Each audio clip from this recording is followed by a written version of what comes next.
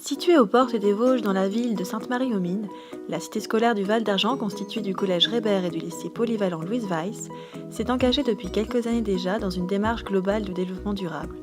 Un engagement courageux déjà récompensé par la remise d'un écolabel et une transition qui passe aussi par l'assiette, comme nous l'explique Alexis Klein, responsable du restaurant scolaire. Au lycée Louise Weiss Sainte-Marie, on a démarré d'abord par le bio, mais progressivement, ça devait être à peu près en 2009, on a fait des journées à thème, 2008-2009, des journées ponctuelles. Après, on a démarré à faire la première semaine de chaque mois, on a intégré le maximum de bio, ce qui me permettait de gérer mon prix de journée sur le mois, de régulariser après avec des omelettes, des spaghettis bolognaise, des prix un peu moins chers, quoi.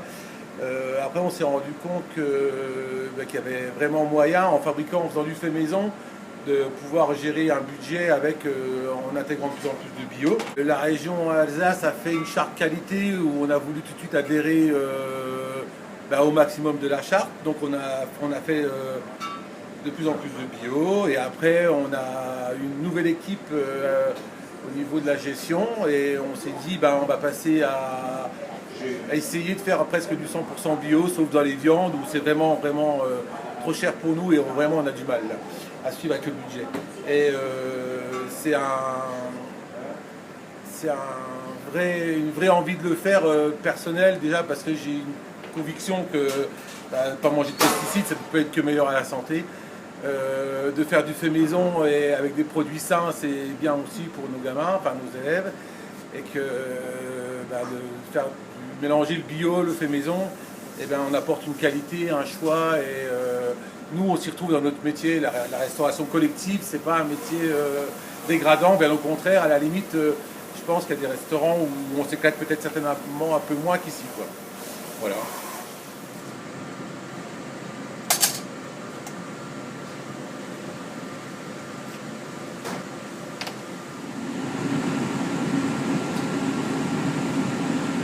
Au niveau du tri encore, il y a eu le pain, il y a eu les déchets, il y a eu le compost. Alors sur les déchets, on a commencé à trier les déchets déjà en production.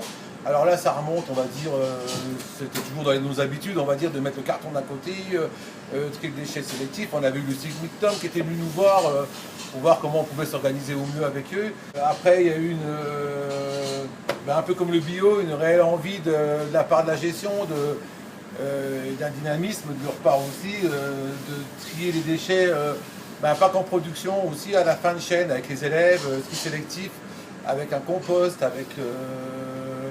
et là, on a mis en place plusieurs process. On a déjà commencé par mettre le pain dans la salle à manger, où l'élève peut se servir autant qu'il veut.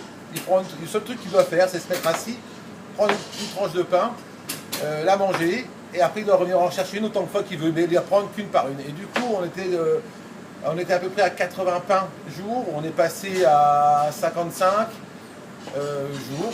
Du coup, on a pu prendre, maintenant on a du pain bio tous les jours grâce à la baisse de consommation, quoi. Au niveau de notre prix de journée, ça ne pénalise pas. La motivation était aussi de mettre du tri, de faire un compost. Donc là, ça a été, on va dire, un mois et demi d'acharnement en sortie de salle à manger, grâce à toute l'équipe, à tout le monde, où tout le monde jetait son petit coup d'œil et insistait auprès de l'élève pour que vraiment il trie, qu'il mette au bon endroit ses déchets, quoi. Et là, on peut dire qu'il y a une petite victoire quand même, parce qu'il y en a encore quelques-uns, mais ça, je pense que c'est des habitués d'avoir envie d'embêter les gens, quoi. Il y en a encore quelques-uns qui ne font pas vraiment leur tri, mais autrement, on a un vrai tri qui se fait, quoi.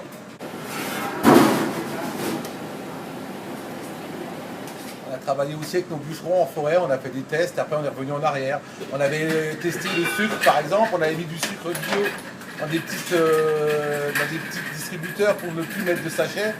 Et là, on s'est rendu compte qu'on s'était mis une balle dans le pied, quoi, parce que les gamins en mettaient sur les tartines de pain, en mettaient dans leur verre d'eau. Et du coup, là, on est revenu en arrière, on est reparti sur des sucres dosettes emballés individuels. Alors, on essaye de gérer, mais on ne peut pas faire non plus tout ce qu'on pense avec un monde collectif.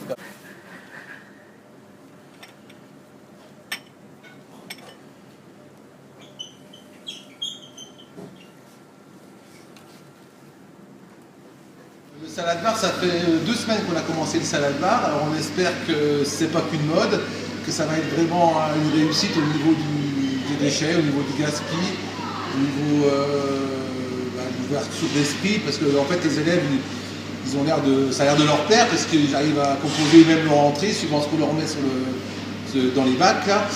Et apparemment, vu ce qu'on leur demande, ils sont contents, ils abusent pas trop. La première semaine peut-être un peu plus, maintenant ça y est, ça commence déjà un petit peu à se calmer. Là où c'est plus compliqué à gérer, c'est sur la ferme, avoir du choix pour tout le monde et ne pas jeter, puisque tout ce qui reste dans ce salade bar, en fin de service, on est obligé de le jeter, on n'a pas le droit de réutiliser le lendemain. Et pour aller toujours plus loin, l'équipe de restauration prévoit de réaliser entièrement en circuit court le repas de la prochaine journée du développement durable.